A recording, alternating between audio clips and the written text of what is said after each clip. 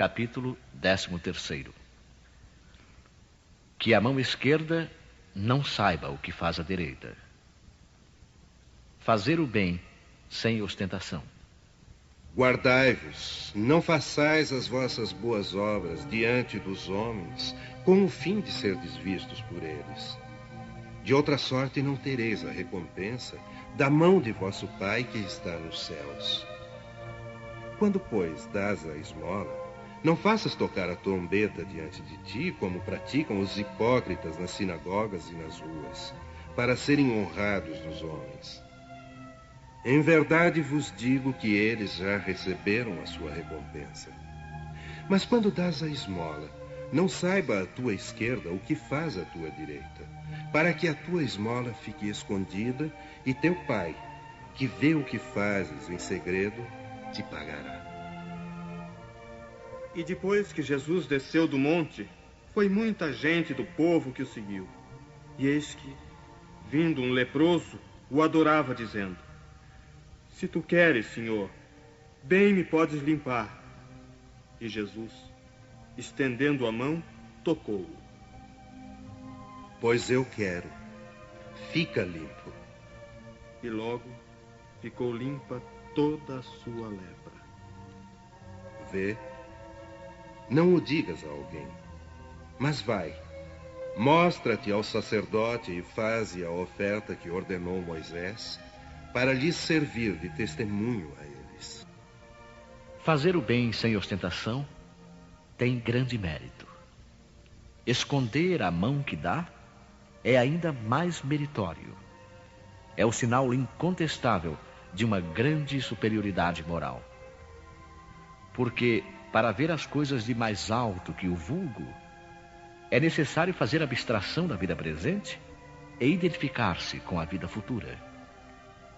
É necessário, numa palavra, colocar-se acima da humanidade para renunciar à satisfação do testemunho dos homens e esperar a aprovação de Deus. Aquele que preza mais a aprovação dos homens que a de Deus, prova que tem mais fé nos homens que em Deus, e que a vida presente é para ele mais do que a vida futura, ou até mesmo que não crê na vida futura. Se ele diz o contrário, age, entretanto, como se não acreditasse no que diz.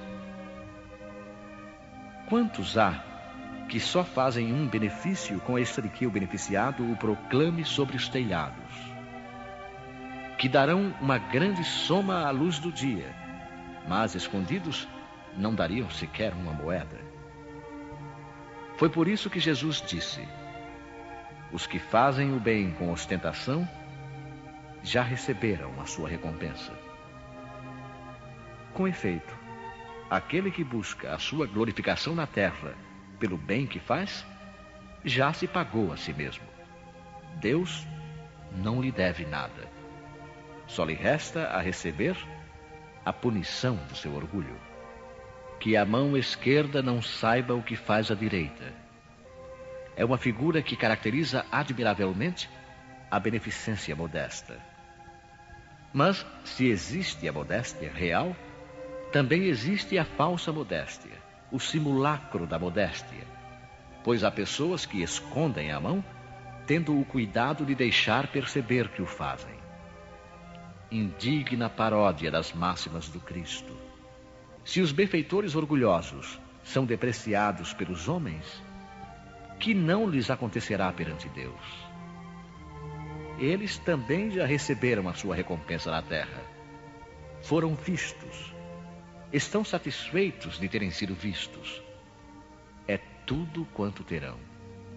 Qual será então a recompensa do que faz pesar os seus benefícios sobre o beneficiado, que lhe exige de qualquer maneira testemunhos de reconhecimento, que lhe faz sentir a sua posição ao exaltar o preço dos sacrifícios que suportou por ele? Oh, para esse não há nem mesmo a recompensa terrena, porque está privado da doce satisfação de ouvir bendizerem o seu nome, o que é um primeiro castigo para o seu orgulho. As lágrimas que estanca em proveito da sua vaidade, em lugar de subirem ao céu, recaem sobre o coração do aflito para ulcerá-lo. O bem que faz não lhe aproveita, desde que o censura, porque todo benefício exprobado é moeda alterada que perdeu o valor. O benefício sem ostentação tem duplo mérito. Além da caridade material, constitui caridade moral, pois contorna a suscetibilidade do beneficiado, fazendo-o aceitar o obséquio sem lhe ferir o amor próprio e salvaguardando a sua dignidade humana, pois há quem aceite um serviço, mas recuse a esmola. Converter um serviço em esmola, pela maneira por que é prestado, é humilhar o que o recebe.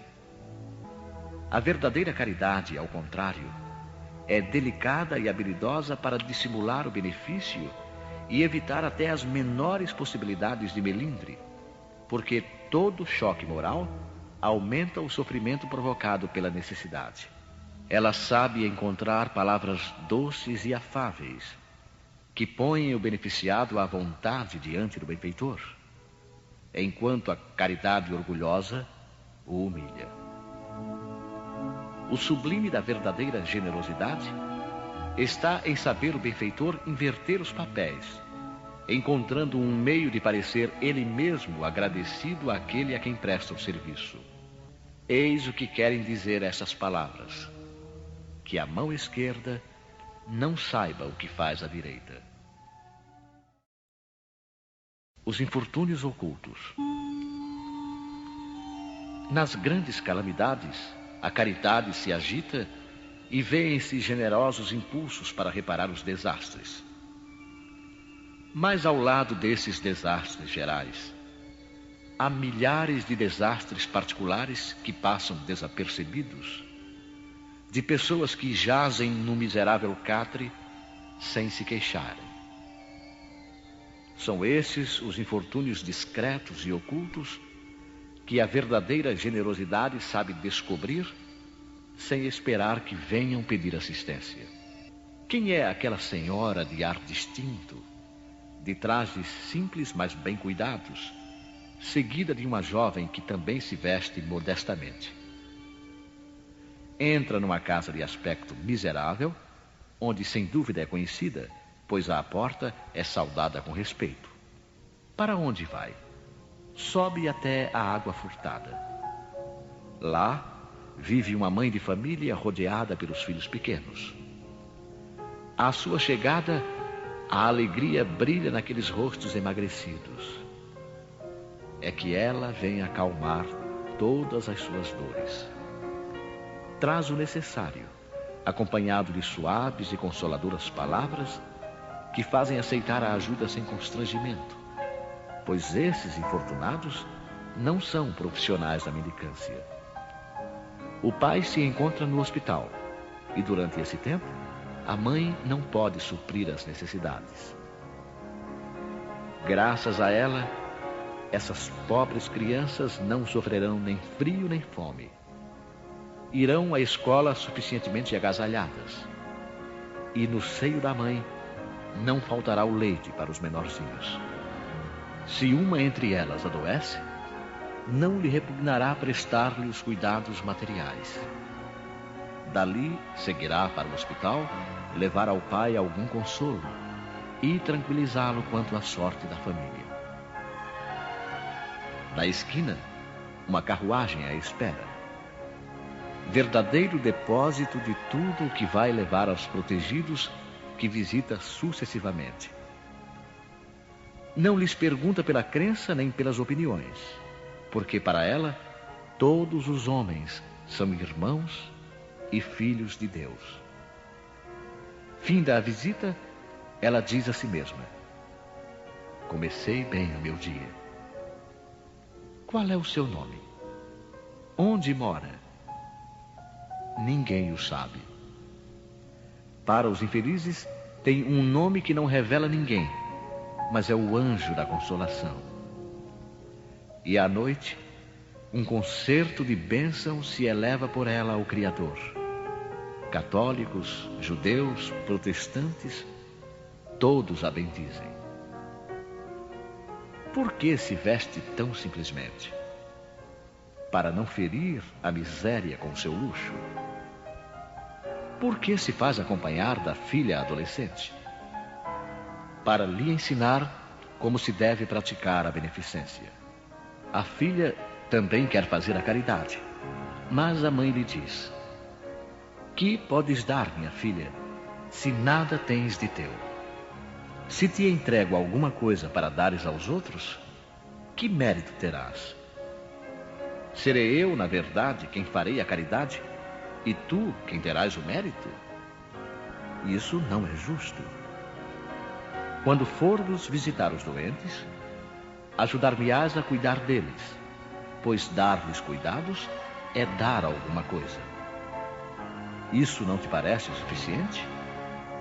Nada mais simples. Aprende a fazer costuras úteis, e assim confeccionarás roupinhas para essas crianças, podendo dar-lhes alguma coisa de ti mesma. É assim que esta mãe, verdadeiramente cristã, vai formando sua filha na prática das virtudes ensinadas pelo Cristo. É espírita? Que importa? Para o meio em que vive, é a mulher do mundo, pois sua posição o exige.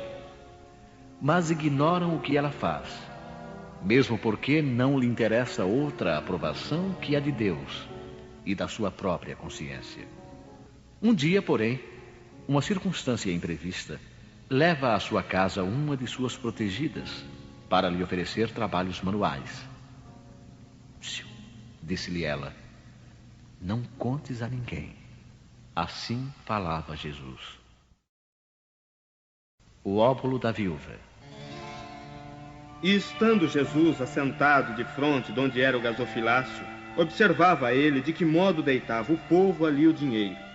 E muitos que eram ricos deitavam com mão larga. E tendo chegado uma pobre viúva, lançou 2 pequenas moedas que importavam R$1. E convocando seus discípulos, lhes disse: na verdade vos digo que mais contribuiu esta pobre viúva do que todos os outros que deitaram no ofertório. Porque todos os outros deram do que tinham na sua abundância. Porém esta deu da sua mesma indigência tudo o que tinha e tudo o que lhe restava para seu sustento. Muita gente lamenta não poder fazer todo o bem que desejaria por falta de recursos. E se querem a fortuna, dizem, é para bem aplicá-la. A intenção é louvável, sem dúvida, e pode ser muito sincera de parte de alguns. Mas o seria de parte de todos, assim completamente desinteressados? Não haverá os que, inteiramente empenhados em beneficiar os outros, se sentirão bem de começar por si mesmos, concedendo-se mais algumas satisfações, um pouco mais do supérfluo que ora não tem, para dar aos pobres apenas o resto? Este pensamento oculto, talvez dissimulado, mas que encontrariam no fundo do coração se o sondassem, anula o mérito da intenção, pois a verdadeira caridade faz antes pensar nos outros que em si mesmo. O sublime da caridade, nesse caso, seria procurar cada qual no seu próprio trabalho, pelo emprego de suas forças, de sua inteligência, de sua capacidade, os recursos que lhe faltam para realizar suas intenções generosas. Nisso estaria o sacrifício mais agradável ao Senhor. Mas, infelizmente, a maioria sonha com meios fáceis de se enriquecer, de um golpe e sem sacrifícios, correndo atrás de quimeras como a descoberta de tesouros, uma oportunidade favorável, o recebimento de heranças inesperadas e assim por diante. Que dizer dos que esperam encontrar, para os secundar nessas buscas, auxiliares entre os espíritos? É evidente que eles nem conhecem, nem compreendem o sagrado objetivo do espiritismo, e menos ainda a missão dos espíritos, aos quais Deus permite comunicarem-se com os homens. Mas justamente por isso são punidos pelas decepções. Aqueles cuja intenção é desprovida de qualquer interesse pessoal devem consolar-se de sua impotência para fazer o bem que desejariam, lembrando que o óbolo do pobre, que o tira da sua própria privação, pesa mais na balança de Deus que o ouro do rico, que dá sem privar-se de nada. Seria grande a satisfação, sem dúvida, de poder socorrer largamente a indigência. Mas se isso é impossível, é necessário submeter-se a fazer o que se pode. Aliás, não é somente com o ouro que se pode enxugar as lágrimas. E não devemos ficar inativos por não o possuirmos. Aquele que deseja, sinceramente, tornar-se útil para os seus irmãos, encontra 1000 ocasiões de fazê-lo. Que as procure e as encontrará. Se não for de uma maneira, será de outra. Pois não há uma só pessoa, no livre gozo de suas faculdades, que não possa prestar algum serviço, dar uma consolação, amenizar um sofrimento físico ou moral, tomar uma providência útil. Na falta de dinheiro, não dispõe cada qual do seu esforço, do seu tempo, do seu repouso, para oferecer um pouco aos outros? Isso também é a esmola do pobre, o óbolo da viúva. Convidar os pobres e estropiados. Dizia mais ainda ao que eu tinha convidado: Quando deres algum jantar ou alguma ceia, não chames nem teus amigos, nem teus irmãos, nem teus parentes, nem teus vizinhos que forem ricos, para que não aconteça que também eles te convidem à sua vez e te paguem com isso. Mas quando deres algum banquete, convida os pobres, os aleijados, os coxos e os cegos, e serás bem-aventurado, porque esses não têm com que te retribuir, mas ser-te-á isso retribuído na ressurreição dos justos. Tendo ouvido estas coisas, um dos que estavam à mesa disse para Jesus: Bem-aventurado que comer o pão no reino de Deus. Quando fizeres um banquete, disse Jesus, não convides os teus amigos, mas os pobres e os estropiados. Essas palavras absurdas, se as tomarmos ao pé da letra, são sublimes quando procuramos entender-lhes o espírito. Jesus não poderia ter querido dizer que, em lugar dos amigos, fosse necessário reunir à mesa os mendigos da rua. Sua linguagem era quase sempre figurada. E, para os homens incapazes de compreender os tons mais delicados do pensamento, precisava usar de imagens fortes que produzissem o efeito de cores berrantes. O fundo de seu pensamento se revela por essas palavras: E serás bem-aventurado, porque esses não têm com o que te retribuir. O que vale dizer que não se deve fazer o bem com vistas à retribuição, mas pelo simples prazer de fazê-lo. Para tornar clara a comparação, disse: Convida os pobres para o teu banquete, pois sabes que eles não podem te retribuir. E por banquete é necessário entender não propriamente a refeição, mas a participação na abundância de que desfrutas. Essas palavras podem também ser aplicadas em sentido mais literal.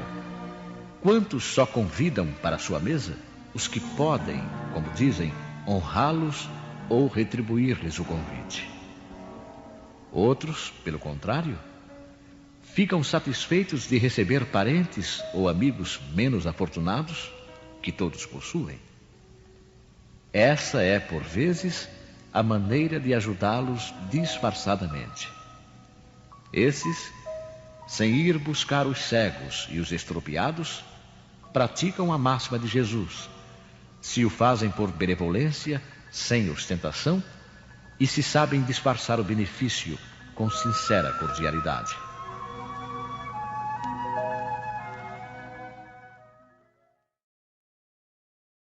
Instruções dos Espíritos. A caridade material e a caridade moral. Irmã Rosália.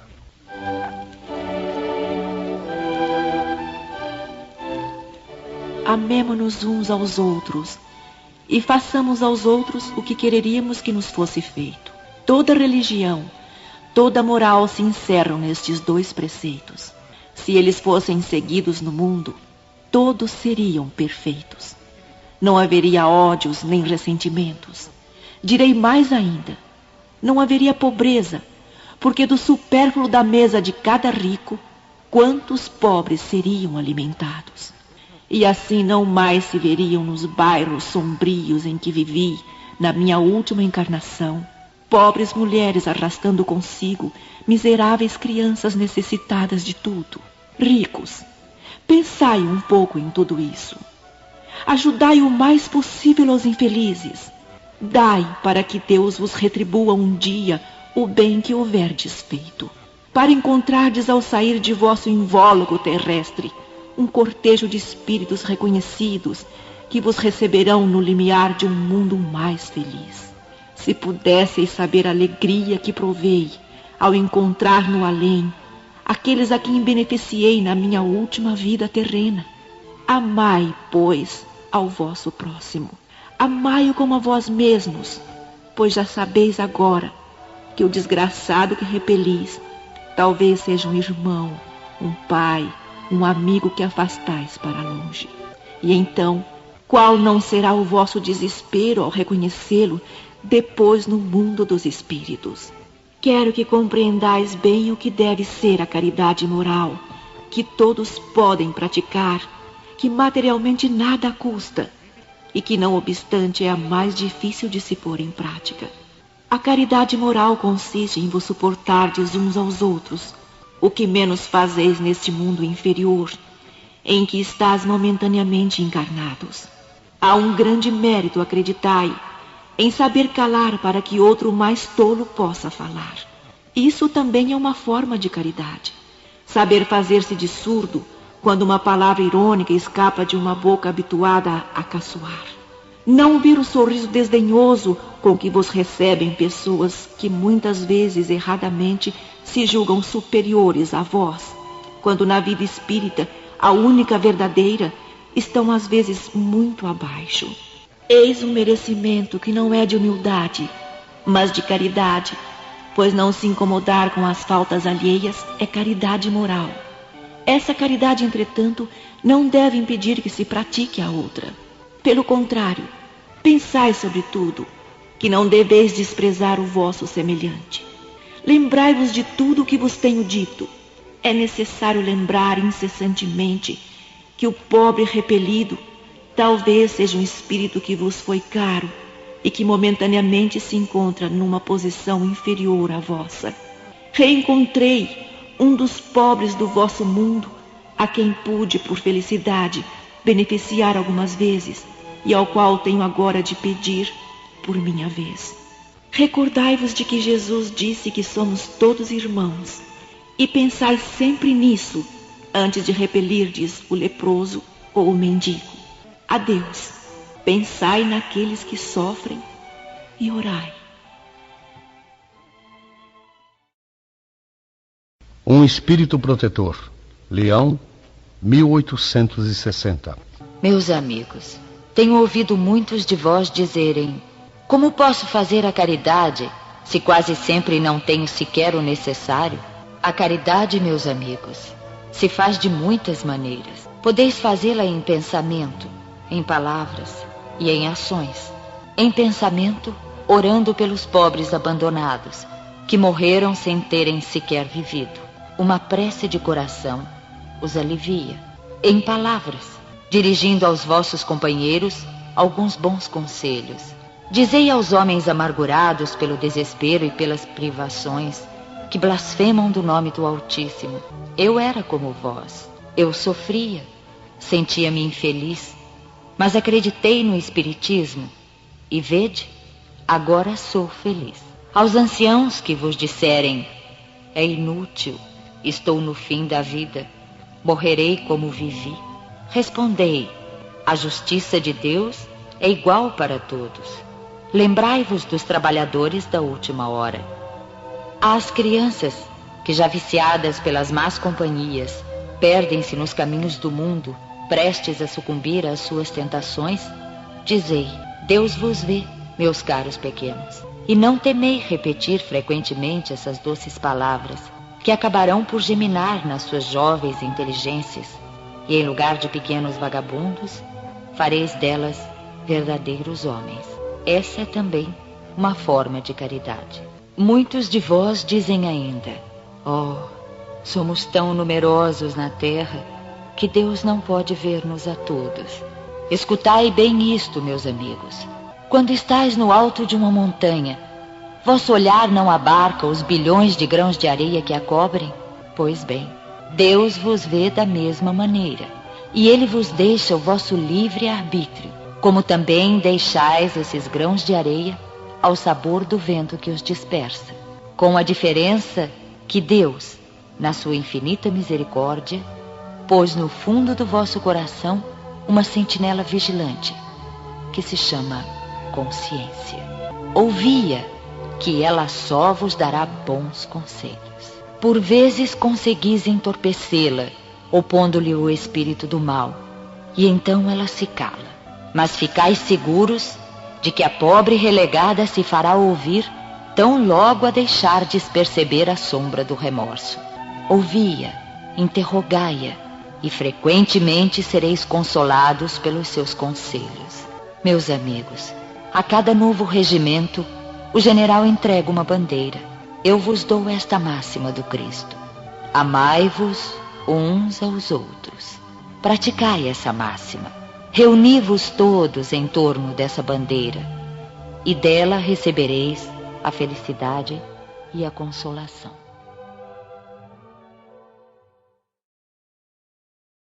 A beneficência. Adolfo, bispo de Argel.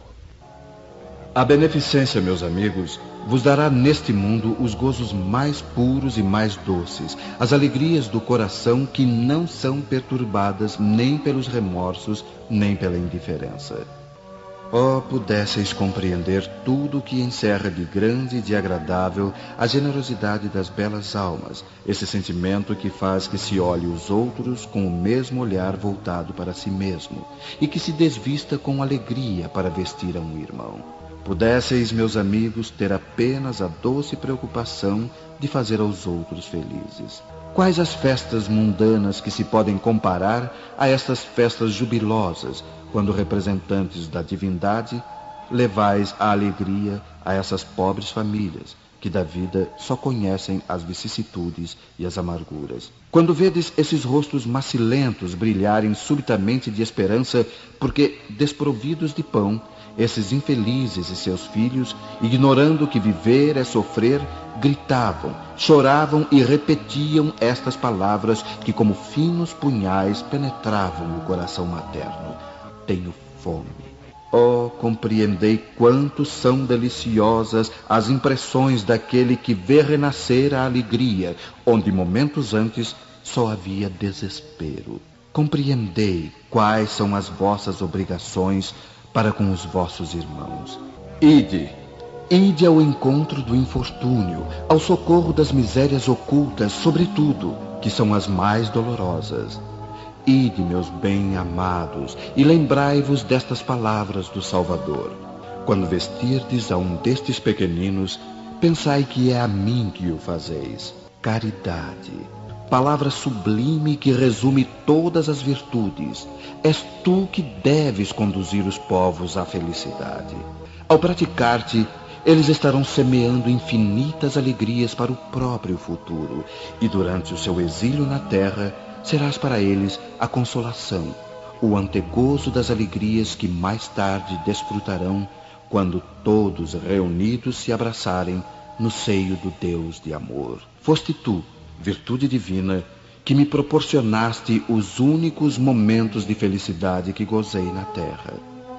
Possam os meus irmãos encarnados crer na voz do amigo que lhes fala e lhes diz: é na caridade que deveis procurar a paz do coração, o contentamento da alma, o remédio para as aflições da vida.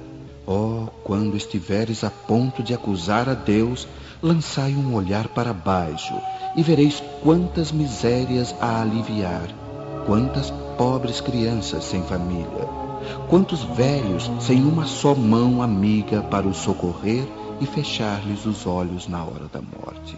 Quanto bem a fazer! Oh, não reclamai, antes agradecei a Deus e prodigalizai a mãos cheias a vossa simpatia, o vosso amor, o vosso dinheiro, a todos os que, deserdados dos bens deste mundo, definham no sofrimento e na solidão.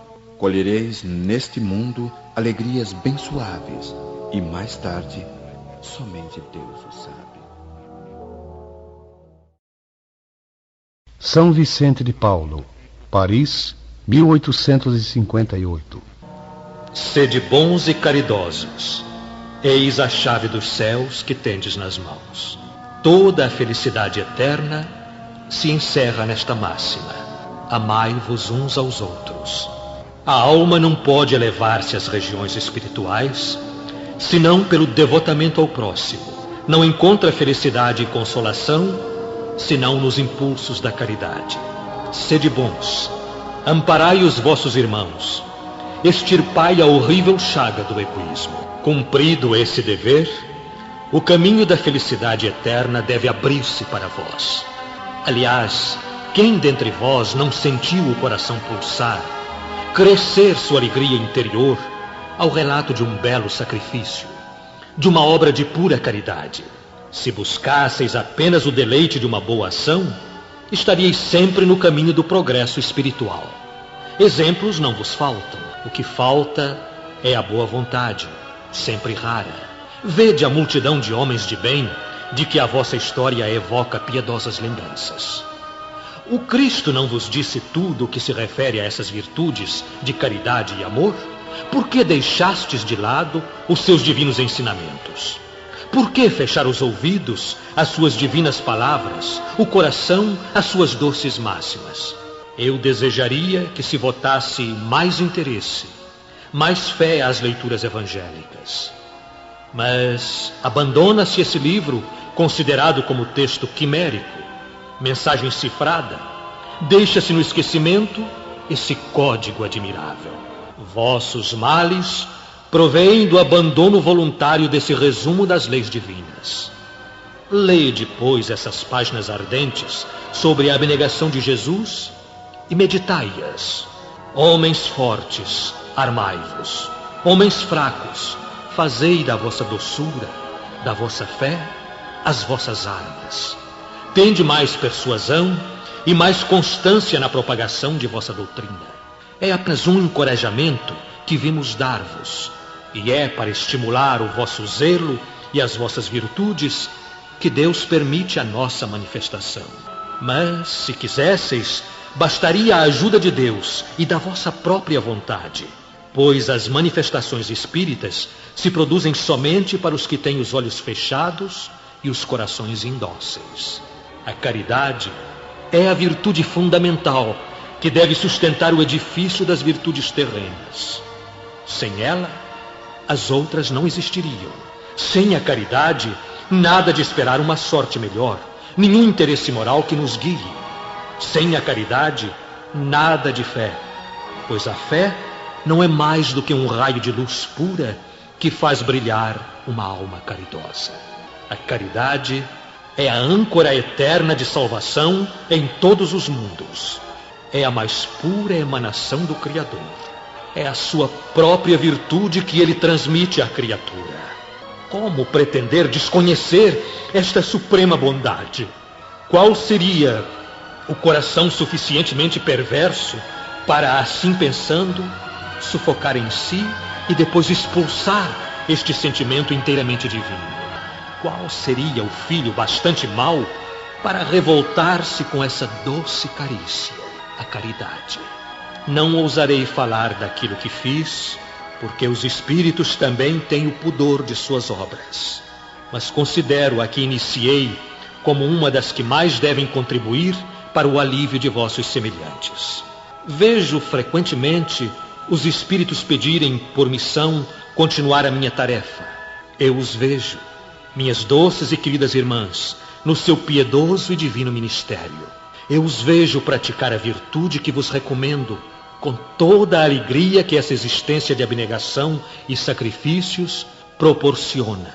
É uma grande felicidade para mim ver quanto se enobrece o seu caráter, quanto a sua missão é amada e docemente protegida. Homens de bem, de boa e forte vontade, univos para continuar amplamente a obra de propagação da caridade. Encontrareis a recompensa dessa virtude no seu próprio exercício. Não há alegria espiritual que ela não proporcione desde a vida presente. Permanecei unidos, amai-vos uns aos outros, segundo os preceitos de Cristo. Assim seja. Caritas, martirizado em Roma. Chamo-me Caridade. Sou o caminho principal que conduz a Deus. Segui-me, porque eu sou a meta a que vós todos deveis visar. Fiz nesta manhã o meu passeio habitual, e com o coração magoado venho dizer-vos: ó meus amigos, quantas misérias, quantas lágrimas, e quanto tendes de fazer para secá-las todas. Inutilmente tentei consolar as pobres mães, dizendo-lhes ao ouvido: coragem, há corações bondosos que velam por vós, que não vos abandonarão. Paciência, Deus existe, e vós sois as suas amadas, as suas eleitas. Elas pareciam ouvir-me e voltavam para mim os seus grandes olhos assustados. Eu lia em seus pobres semblantes que o corpo, esse tirano do espírito, tinha fome, e que, se as minhas palavras lhes tranquilizavam um pouco o coração, não lhes saciavam o estômago. Então eu repetia: coragem, coragem. E uma pobre mãe muito jovem, que amamentava uma criancinha, tomou-a nos braços e ergueu-a no espaço vazio, como para me rogar que protegesse aquele pobre e pequeno ser, que só encontrava num seio estéril alimento insuficiente. Mais adiante, meus amigos, vi pobres velhos sem trabalho e logo sem abrigo, atormentados por todos os sofrimentos da necessidade e envergonhados de sua miséria, não se atrevendo eles, que jamais mendigaram, a implorar a piedade dos passantes. Coração empolgado de compaixão, eu, que nada tenho, me fiz mendiga para eles, e vou para toda parte estimular a beneficência, inspirar bons pensamentos aos corações generosos e compassivos. Eis porque venho até vós, meus amigos, e vos digo: lá embaixo há infelizes cuja cesta está sem pão, a lareira sem fogo, o leito sem cobertas. Não vos digo o que deveis fazer, deixo a iniciativa aos vossos bons corações, pois se eu vos ditasse a linha de conduta, não teríeis o mérito de vossas boas ações. Eu vos digo somente: sou a caridade, e vos estendo as mãos pelos vossos irmãos sofredores. Mas se peço, também dou, e muito. Eu vos convido para um grande festim, e ofereço a árvore em que vós todos podereis saciar-vos. Vede como é bela, como está carregada de flores e de frutos. Ide, ide, colhei, tomai todos os frutos dessa bela árvore que se chama beneficência. Em lugar dos ramos que lhe arrancardes, porei todas as boas ações que fizerdes, e levarei a árvore a Deus, para que ele a carregue de novo, porque a beneficência é inesgotável. Segui-me, pois, meus amigos, a fim de que eu vos possa contar entre os que se alistam sob a minha bandeira. Sede intrépidos, eu vos conduzirei pela via da salvação, porque eu sou a caridade. Caritas, Leão, 1861. Há muitas maneiras de fazer a caridade que tantos de vós confundem com a esmola. Não obstante, a grande diferença entre elas. A esmola, meus amigos, algumas vezes é útil, porque alivia os pobres, mas é quase sempre humilhante, tanto para o que a dá, quanto para o que a recebe. A caridade, pelo contrário, liga o benfeitor e o beneficiário, e além disso, se disfarça de tantas maneiras. A caridade pode ser praticada mesmo entre colegas e amigos, sendo indulgentes uns para com os outros, perdoando-se mutuamente suas fraquezas, cuidando de não ferir o amor próprio de ninguém. Para vós, espíritas, na vossa maneira de agir em relação aos que não pensam convosco, induzindo os menos esclarecidos a crer, sem os chocar, sem afrontar as suas convicções, mas levando-os amigavelmente às reuniões onde eles poderão ouvir-nos e onde saberemos encontrar a brecha que nos permitirá penetrar nos seus corações. Eis uma das formas da caridade. Escutai agora o que é a caridade para com os pobres, esses deserdados do mundo, mas recompensados por Deus quando sabem aceitar as suas misérias sem murmurações, o que depende de vós. Vou me fazer compreender por um exemplo.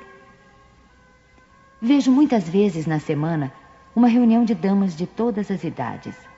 Para nós, como sabeis, são todas irmãs. Trabalham rápidas, bem rápidas. Os dedos são ágeis. Vede também como os rostos estão radiantes e como seus corações batem em uníssono. Mas qual o seu objetivo? É que elas veem aproximar-se o inverno, que será rude para as famílias pobres. As formigas não puderam acumular durante o verão os grãos necessários à provisão, e a maior parte de seus utensílios está empenhada.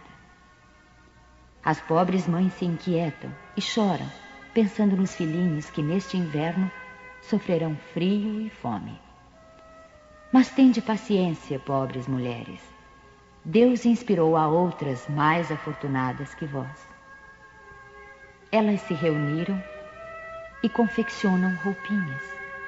Depois, num destes dias, quando a neve tiver coberto a terra, e murmurardes dizendo: Deus não é justo, pois é esta a expressão comum dos vossos períodos de sofrimento, então vereis aparecer um dos enviados dessas boas trabalhadoras que se constituíram em operárias dos pobres. Sim, era para vós que elas trabalhavam assim, e vossos murmúrios se transformaram em bênçãos, porque no coração dos infelizes o amor segue bem de perto o ódio.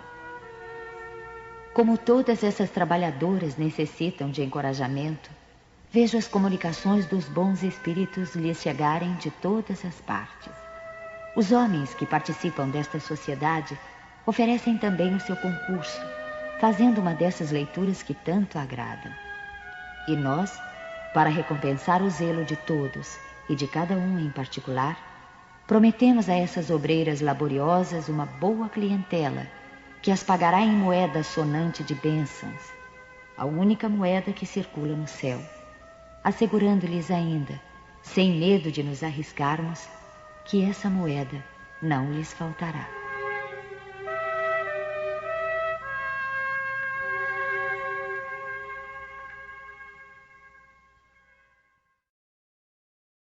Um espírito protetor.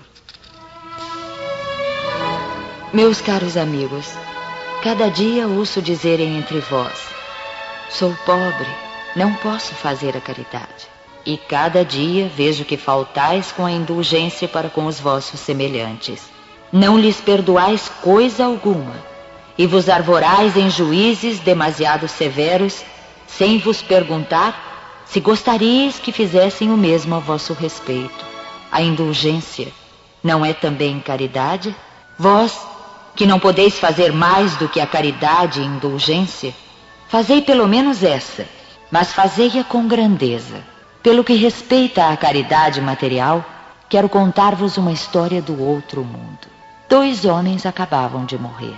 Deus havia dito: enquanto esses 2 homens viverem, serão postas as suas boas ações num saco para cada um.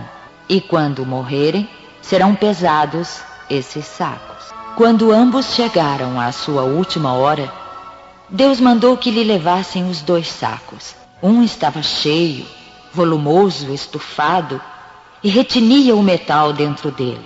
O outro era tão pequeno e fino que se viam através do pano as poucas moedas que continha. Cada um dos homens reconheceu que lhe pertencia. Eis o meu, disse o primeiro, eu o conheço. Fui rico e distribuí bastante. O outro disse, eis o meu, fui sempre pobre. Não tinha quase nada para distribuir.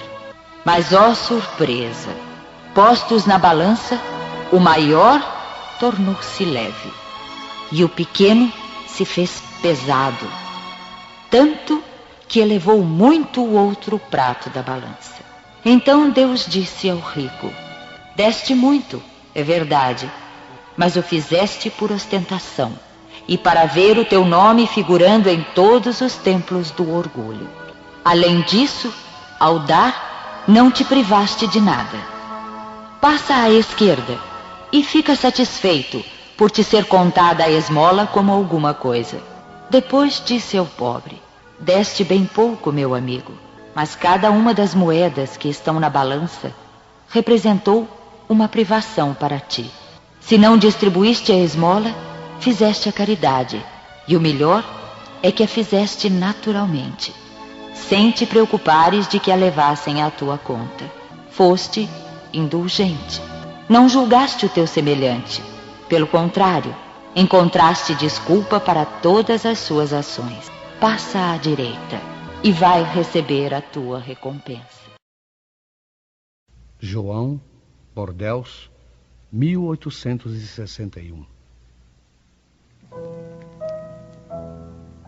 A mulher rica, feliz, que não tem necessidade de empregar o seu tempo nos trabalhos da casa, não pode dedicar algumas horas ao serviço do próximo? Que com as sobras dos seus gastos felizes, compre agasalhos para o infeliz que tirita de frio. Com suas mãos delicadas, confeccione roupas grosseiras, mas quentes, e ajude a mãe pobre a vestir o filho que vai nascer. Se o seu filho com isso ficar com alguns rendados de menos, o daquela terá mais calor. Trabalhar para os pobres é trabalhar na vinha do Senhor. E tu, pobre operário, que não dispões de sobras, mas que desejas, no amor por teus irmãos, dar também um pouco do que possuís, oferece algumas horas do teu dia, do teu tempo, que é o teu único tesouro.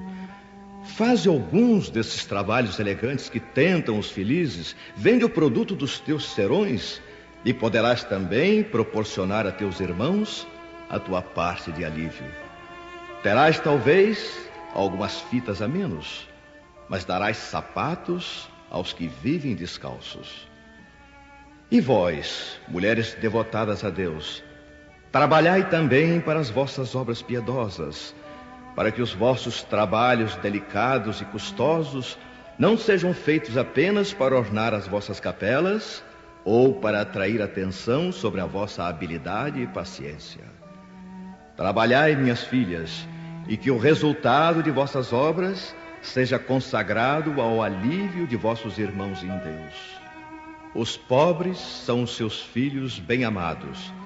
Trabalhar por eles é glorificá-lo. Sede os instrumentos da providência que diz: às aves do céu Deus dá o alimento. Que o ouro e a prata tecidos pelos vossos dedos se transformem em roupas e provisões para os necessitados. Fazei isso e o vosso trabalho será abençoado. E todos vós que podeis produzir, dai o vosso gênio, dai as vossas inspirações, dai o vosso coração, que Deus vos abençoará. Poetas, literatos, que sois lidos somente pela gente de sociedade, preenchei os seus lazeres, mas que o produto de algumas de vossas obras seja destinado ao alívio dos infelizes. Pintores, escultores, artistas de todos os gêneros, que a vossa inteligência venha também ajudar os vossos irmãos. Não tereis menos glória por isso, e eles terão alguns sofrimentos a menos. Todos vós podeis dar. a qualquer classe a que pertençais, tereis sempre alguma coisa que pode ser dividida. Seja o que for que Deus vos tenha dado, deveis uma parcela aos que não têm sequer o necessário, pois em seu lugar ficaríeis contentes se alguém dividisse convosco. Vossos tesouros da terra diminuirão um pouco, mas vossos tesouros do céu serão mais abundantes.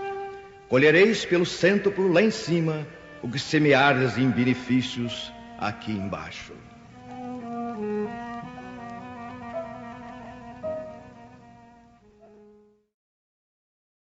A Piedade, Michel Bordeaux, 1862.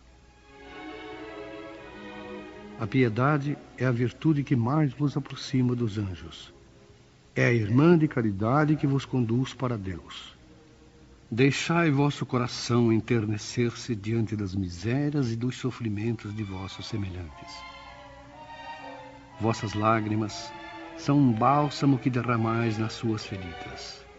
E quando tocados por uma doce simpatia, conseguis restituir-lhes a esperança e a resignação que ventura experimentais. É verdade que essa aventura tem um certo amargor, porque surge ao lado da desgraça, mas se não apresenta o forte sabor dos gozos mundanos, também não traz as pungentes decepções do vazio deixado por eles. Pelo contrário, tem uma penetrante suavidade que encanta a alma. A piedade, quando profundamente sentida, é amor. O amor é devotamento.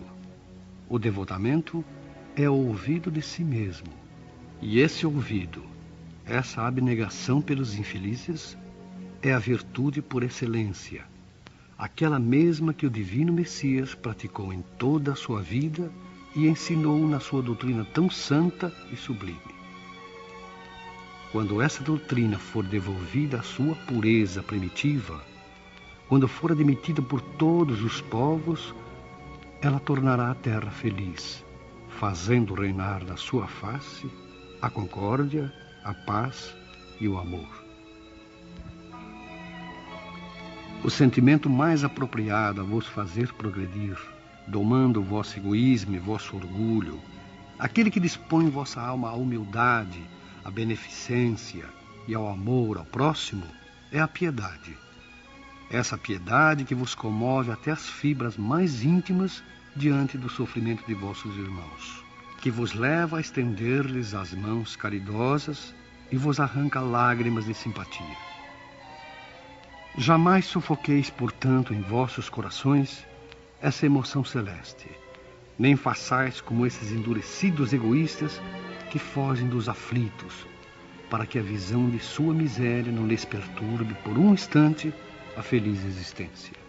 Temei ficar indiferentes quando puderes ser úteis. A tranquilidade conseguida ao preço de uma indiferença culposa é a tranquilidade do mar morto, que oculta na profundeza de suas águas a lama fétida e a corrupção. Quanto à piedade, está longe, entretanto, de produzir a perturbação e o aborrecimento de que se arreceia o egoísta. Não há dúvida de que a alma experimenta, ao contato da desgraça alheia, confrangendo-se um estremecimento natural e profundo que faz vibrar todo o vosso ser e vos afeta penosamente. Mas a compensação é grande quando conseguis devolver a coragem e a esperança de um irmão infeliz, que se comove ao aperto de uma mão amiga e cujo olhar, ao mesmo tempo umedecido de emoção e reconhecimento, se volta com doçura para vós, antes de se elevar ao céu, agradecendo por lhe haver enviado um consolador, um amparo. A piedade é a melancólica, mas celeste percursora da caridade, esta primeira entre as virtudes de que ela é a irmã, e cujos benefícios prepara e enobrece.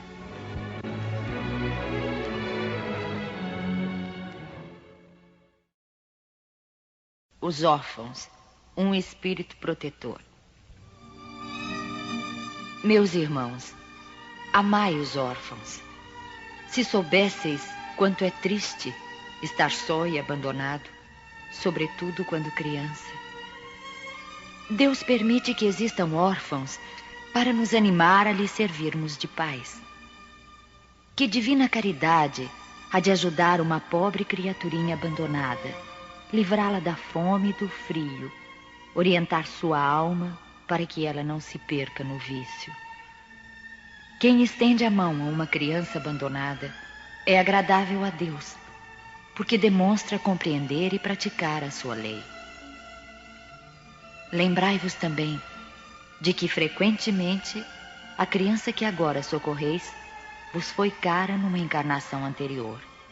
E se o pudesseis recordar, o que fazeis já não seria caridade, mas o cumprimento de um dever.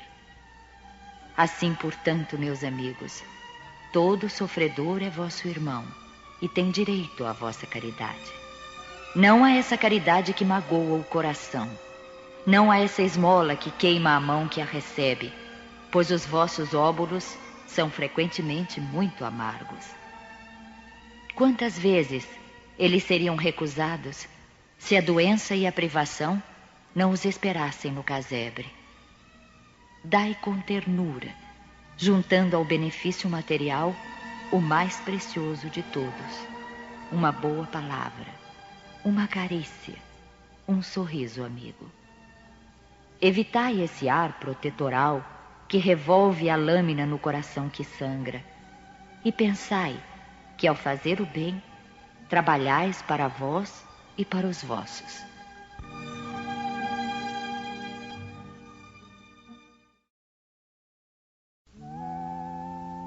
Que pensar das pessoas que, sofrendo ingratidão por benefícios prestados, não querem mais fazer o bem com medo de encontrar ingratos? Essas pessoas têm mais egoísmo do que caridade, porque fazer o bem somente para receber provas de reconhecimento é deixar de lado o desinteresse, e o único bem agradável a Deus é o desinteressado. São ainda orgulhosas porque se comprazem na humildade do beneficiado, que deve rojar-se aos seus pés para agradecer-lhes. Aquele que busca na terra a recompensa do bem que faz, não a receberá no céu, mas Deus a reservará para o que assim não procede. É necessário ajudar sempre aos fracos, mesmo sabendo-se de antemão que os beneficiados não agradecerão. Sabei que, se aquele a quem ajudais esquecer o benefício, Deus o considerará mais do que se fosses recompensado pela sua gratidão. Deus permite que, às vezes, sejais pagos com a ingratidão para provar a vossa perseverança em fazer o bem. Como sabeis, aliás, se esse benefício momentaneamente esquecido não produzirá mais tarde os seus frutos? Ficais certos, pelo contrário, de que é uma semente que germinará com o tempo. Infelizmente, não vedes nunca além do presente. Trabalhais para vós, e não tendo em vista os semelhantes. A benemerência acaba por abrandar os corações mais endurecidos. Pode ficar esquecida aqui na terra, mas quando o espírito se livrar do corpo, ele se lembrará, e essa lembrança será o seu próprio castigo. Então, ele lamentará sua ingratidão, desejará reparar a sua falta, pagar a sua dívida noutra existência, aceitando mesmo, frequentemente, uma vida de devotamento ao seu benfeitor. É assim que, sem o suspeitardes, tereis contribuído para o seu progresso moral, e reconhecereis então toda a verdade desta máxima: um benefício jamais se perde. Mas tereis também trabalhado para vós, pois tereis o mérito de haver feito o bem com desinteresse, sem vos deixar abater pelas decepções. Ah, meus amigos, se conhecesseis todos os laços que na vida presente vos ligam às existências anteriores, Se pudesseis abarcar a multiplicidade das relações que aproximam os seres uns dos outros para o seu mútuo progresso, admirarias muito melhor a sabedoria e a bondade do Criador, que vos permite reviver para chegardes a Ele.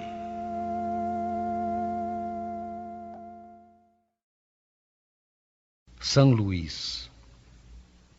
A beneficência é bem compreendida quando se limita ao círculo de pessoas da mesma opinião, da mesma crença ou do mesmo partido? Não, pois é sobretudo o espírito de seita e de partido que deve ser abolido, porque todos os homens são irmãos. O verdadeiro cristão vê irmãos em todos os seus semelhantes e, para socorrer o necessitado, não procura saber a sua crença, a sua opinião, seja qual for. Seguiria ele o preceito de Jesus Cristo, que manda amar até mesmo os inimigos, se repelisse um infeliz por ter crença diferente da sua? Que o socorra, pois, sem lhe interpelar a consciência, mesmo porque, se for um inimigo da religião, será esse o meio de fazer que ele a ame. Repelindo-o, só faria que a odiasse.